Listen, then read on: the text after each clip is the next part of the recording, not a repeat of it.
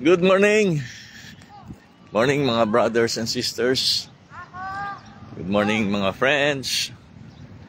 Ito po si Pastor Hill sa ating Bible morning walk. Tatlong ikot na ako. 3 rounds in the oval.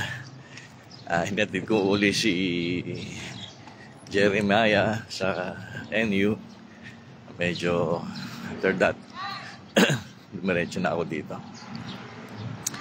So continue po natin yung ating pag-aaral ng mga kautusan ni Jesus from Luke chapter 12. So series po ito. Tinitingnan natin yung mga imperative verbs, specifically commands na direktang sinabi ng ating Panginoong Jesus. So yesterday, holiday kahapon, araw ng kagitingan dito sa Pilipinas, Day of Valor. Ayan. Mga magigiting, mga bayani.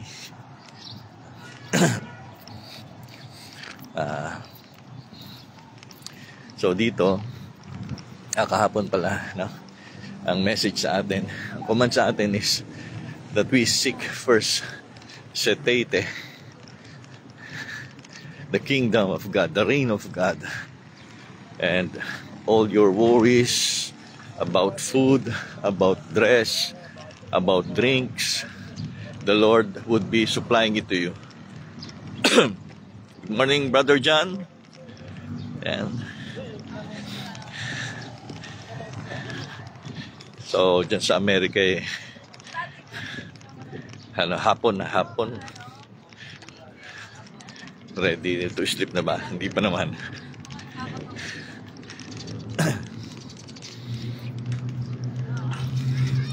So wag natin alisin yung ating isip, no? Yung thought natin doon sa sinasabi dito, yung challenge sa atin na talagang not to worry, to acknowledge Christ, acknowledge the work of the Holy Spirit. Mag-ingat tayo sa uri ng pamumuhay ng mga Pariseyo, ang libadura ng mga Pariseyo, their teachings which are not aligned with the will and the word of God. Patapos pa lang ng work si Jojo. Okay. So tama-tama yan. You are working. And Luke chapter 12 verse 35 says this command: gird up your loins and let your lamp continually shining, or with fire. Sa English Standard Version, stay dressed for action and keep your lamps burning. Sa King James, let your loins be girded about and your lights burning.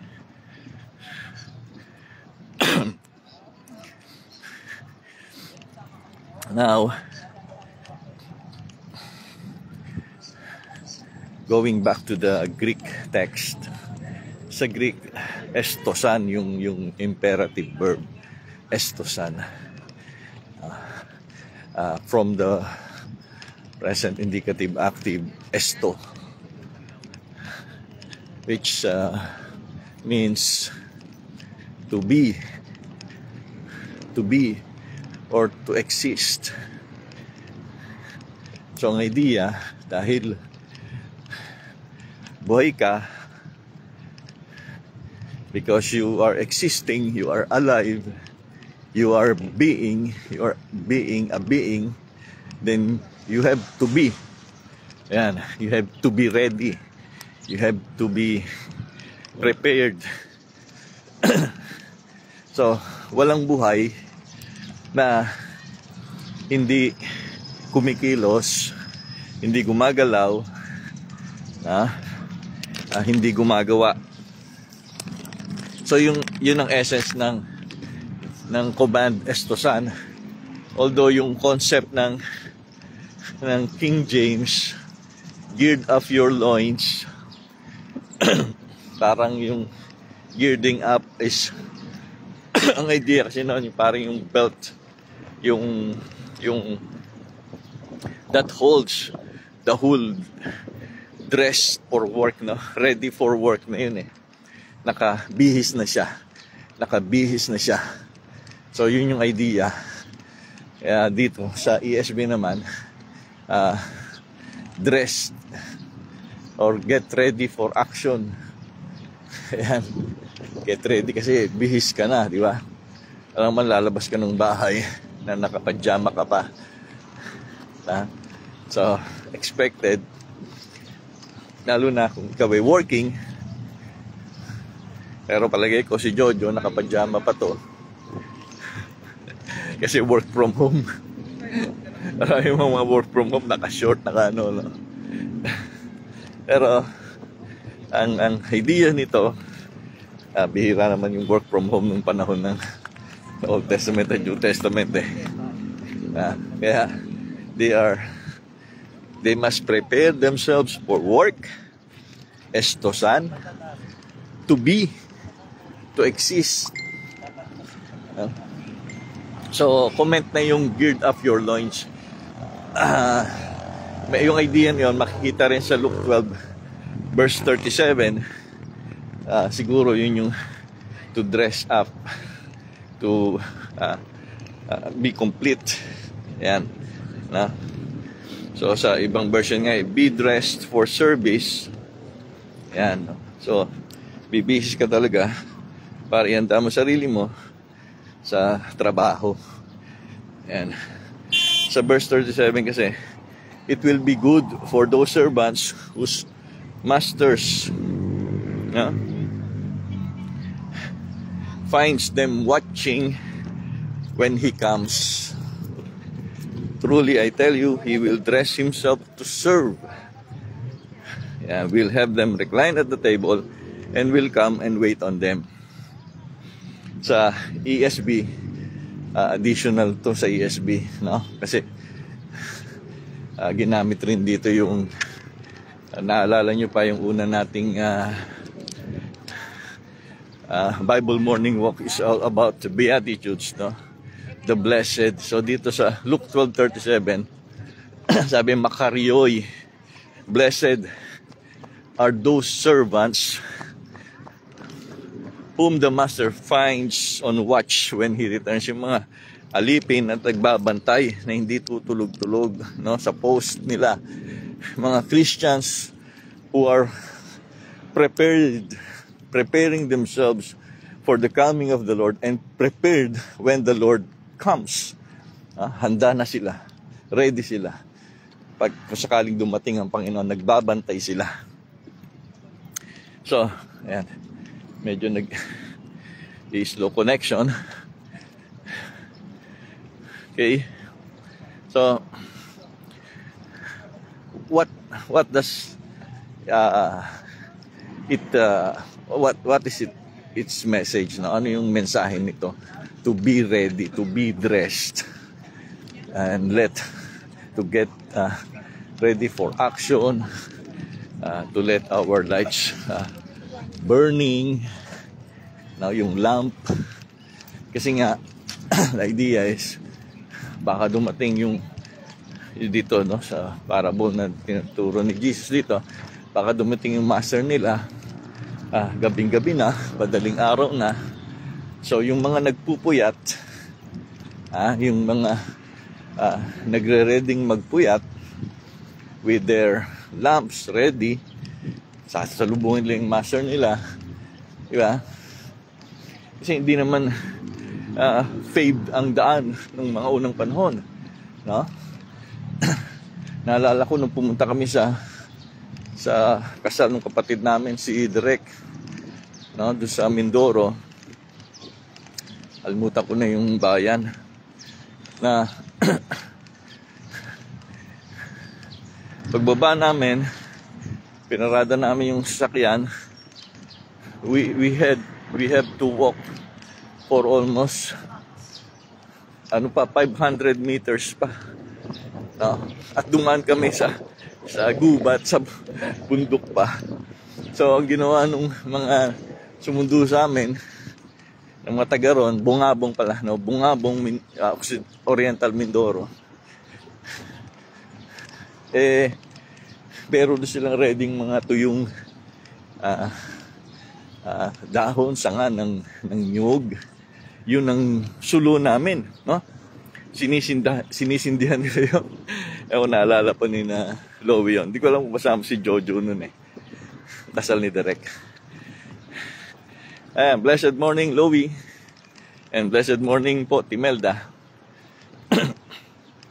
Kaya both being prepared for work and for nasa lubungin yung master, yung pagdating, no? Ready ka sa pagdating niya, hindi yung pag dumating siya, saka ka palang magbibihis, saka ka palang gigising, babangon. So, no. Then you have to ready your lamp na may apoy para sumundo, para ilawan yung daan ng yung master ng ating Panginoon, no? The idea here, may pumasok sa isip ko na yung be ready also to be the light of this world, diba? The salt and light of the world. So ready mo yung ilaw mo para maliwanagan yung daan. Now, ito, bilang servant, you are preparing, no? You are using light to prepare the way of the Lord. Ayan ba? Ang galing, no? So you get dressed, ready for action, but particularly ready for the coming of your Lord. So, yung parable ng 10 virgins sa Matthew 25, ganito rin yung idea, no? Nakabi sila, sasalubong sa groom, and also meron yung kanilang lamp nakailaw, pero yung iba hindi naka-ready. So ito yung command sa atin ngayong Bible morning walk na ito, telling us that we have to be prepared, we have to be ready for the coming of Jesus,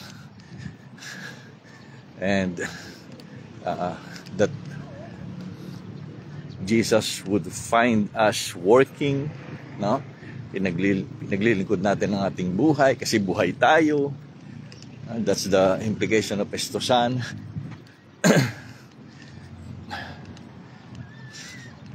At mapalad tayo, no? Kung matagpuan tayong ready, diba? Ay, good morning din, Timaan. Sa office ka na ba? Blessed morning, Timaan. So, ready ka na sa work or work from home? Yeah.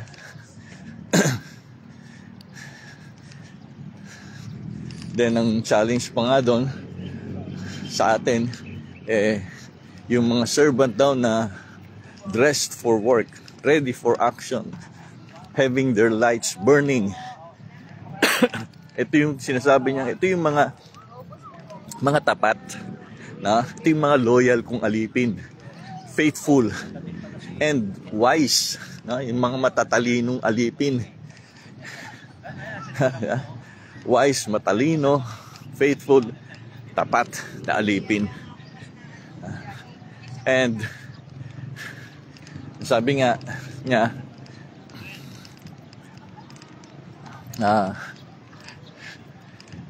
yung coming ni Jesus Christ, kung alam lang natin, di ba? Kung alam lang natin.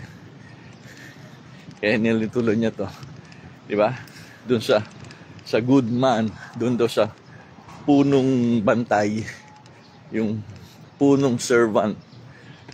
Diba? Kung alam niyang darating yung magnanakaw, di siyempre maghahanda siya. Pero that's not the case. Hindi yun ang mangyayari. The coming of the Lord is like a thief in the night. Hindi siya nagwa-warning. Hindi niya sasabihin kung kailan, but He wants to find His servants ready. He wants to find His servants prepared, working for Him,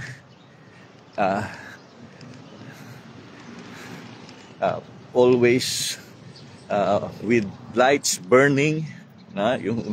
Yung ilawan natin ay patuloy na may apoy, may ningas, na para bang sabi na yung puso natin, yung heart natin ay talagang burning for Christ, wanting to serve the Lord. And again, anong connection nito? Kaya nga sinabi niya ito. Kasi nga, look, 12:35 and hanggang 45 na ito, no? Na ang tao kasi ay kung saan na nakafocus ang kanilang atensyon. Nandun na sila sa mga bagay na material, sa earthly things. Kaya nga, di ba? Do not worry. Huwag mo na alalahanin yun. Focus ka sa akin. Yun ang sinabi ng Panginoon Jesus dito. Seek first the kingdom of God. Ang hanapin mo, ang desire mo, ay yung sa akin, to be rich. Diba? To be rich in God. And for where your treasure is, there your heart will be also. Kasi kung nasa ng kayamanan mo, nandun ang puso mo. Kung ang kayamanan mo ay nasa mga bagay sa mundong ito, mahal mo yun.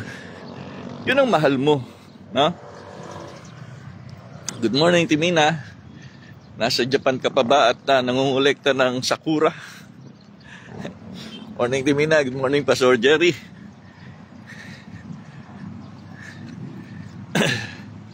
Kaya, connected sila lahat no? Do not worry.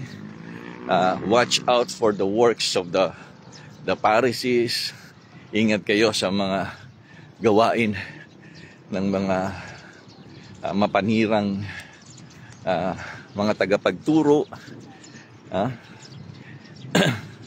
And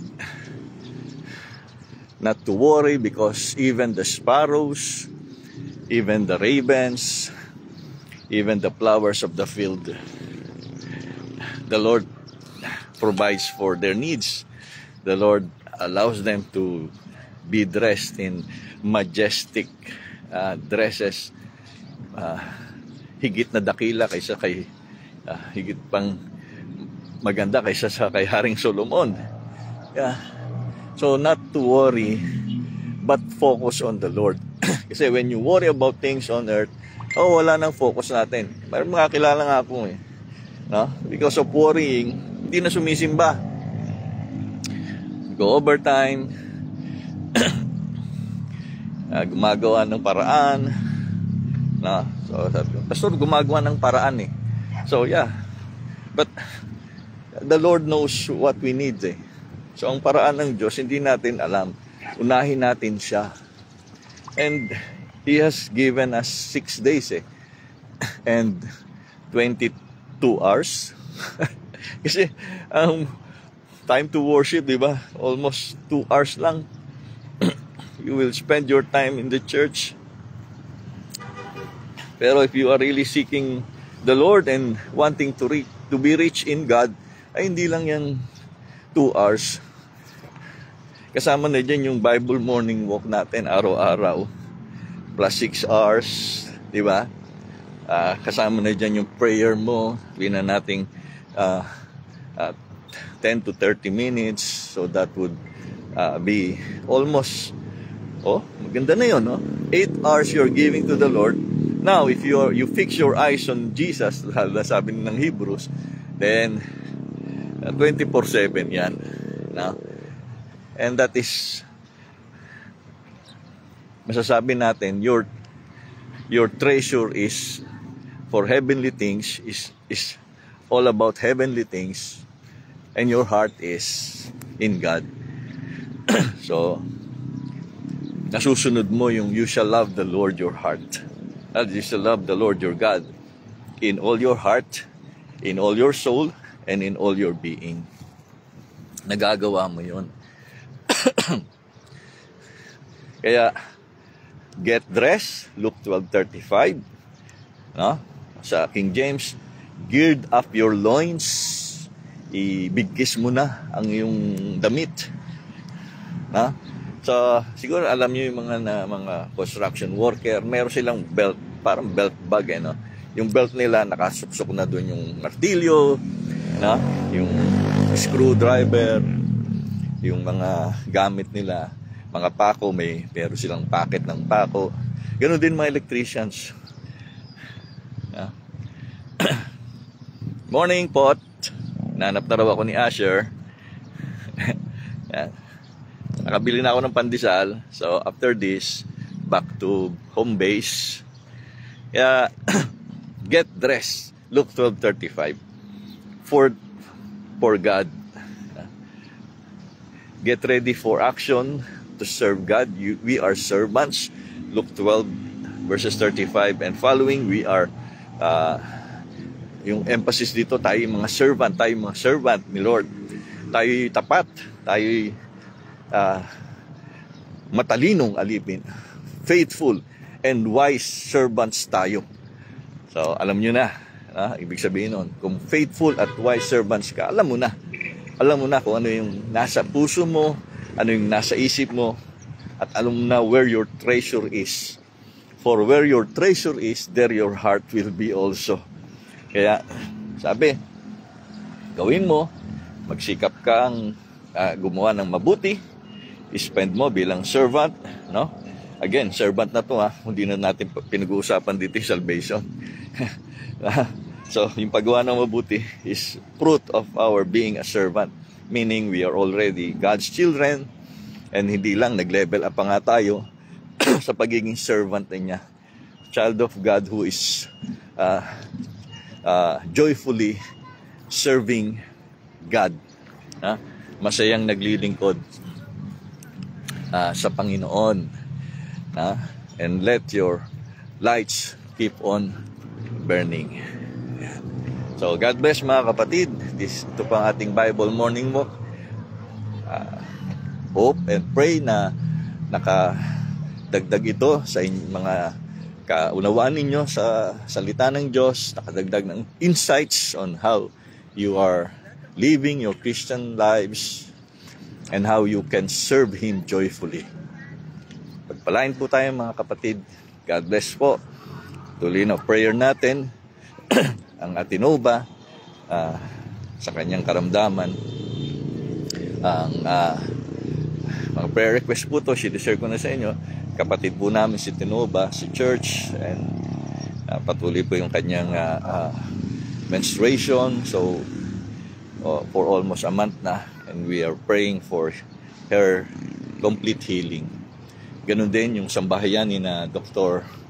Lisa Monson na sumapiling na ng Diyos. Pauwi din yung kanyang kapatid from Canada, si Pastor Arnold Mercado. Ang pag-iingat mo rin, Panginoon, ang prayer namin para sa kanya. At kay na Dr. Dillon, sa kanyang mga anak, na naiwan sila pansamantala ni Dr. Alisa. So, ganun din, Lord, ang prayer request ko ay para sa aming mga financial needs din, sa aming coming DBBS at church retreat this summer. Ganda yung pag-uwi ni Joe, ni Maricel. Pag-iingat mo po sa kanila from California to the Philippines, para dalawin din yung tatay ni Maricel na may sakit. So prayer din natin yung father-in-law ni Jojo. Ganun din yung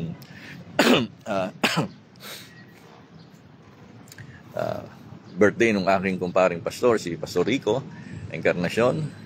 So, go-blow out kami mamayang hapon. So, praying ko din yung fellowship namin. Ganun din yung patuloy na mga kapatid, sambahayan ni Reven, ni Noreen Pornadisa, sambahayan ni Ate Mirna, Sir Gilbert, Balikudyong, sambahayan ni Fe, ni Hill, ako yun. Sambahayan ni Agape, ni Marge, ni Asher, and this si Direct Jig sa kanyang shooting, I think today and tomorrow. Ganun din sa pag-aaral ni Yeren. Pastor Rudy, Pastor Jefferson, Pastor Doming ng Oikos Reformed Christian Church. I-bless mo Panginoon ang kanilang sambahayan. Ganun din sa Cavite Presbytery, with Pastor Francis Banyaga, sa our moderator, ang kabuang PCP, Pastor Orly Tabo-Tabo sa kanyang panguna. At ganun din, Lord, yung aming mga kaibigan, sambahayan ng Pastor ng Kuya Dave Laudato and MC, ng tatong anak, and then sambahayan ni Pastor Prony at ni Sarah, kanilang dalawang anak. Yung inaanak ko si TG. And Lord, continue to bless this ministry ng aming pag-aaral ng iyong mga salita, and it's great to start every morning with your word and trying to meditate on it. So, do not let this book of the law depart from your mouth, but meditate on it day and night. Diba? Yun yung command ni Moses kay Joshua. Yung ngunguyain mo, no? Chudakad, parang baka na ngumunguya ng dayami. Hindi niya yung bibitawan hanggat may katas pa. So, ganun yung dapat daw sa babasa mo ng Bible. Huwag mo lang pasadahan. Pag-aralan mo na. Kasi binasa mo na nga eh. So, balik-balikan mo hanggang maunawaan mo. So, what I'm doing here at Bible Morning Walk is I'm trying to share the discipline na ginagawa ko, and hopefully, God willing, makatulong din to sa inyo sa pag-discover ng mga Bible truths. So, thank you, Lord. I-bless niyo po ang aming mga prayer request sa inyong kalooban, sa inyong kapanahunan. Kayo po magkalob nito sa amin. Naalala ko din pala ang patuloy na kagalingan din ni Kuya Boy sa Panta. Nakalabas na po siya ng hospital din kahapon. So, magaling ka, Kuya Boy. Okay? So, yun lang po. God bless po sa ating lahat. Good morning. Ito po ang ating Bible Morning Walk. Luke 12, verse 35. The command of Jesus for us to get ready for action. Gird up our loins. And let our lights keep burning. Yan. Good morning, Timina, Timaan. Good morning, Fe. Good morning, Jo. Good morning, Timelda. Kahapon, ando si Pastor Noah, si Pastor Kuya Paring Atoy. Morning. So, at sa iba pang nakakapanood after this Facebook Live. So, yung ibang comment, di ko na kasi nakikita.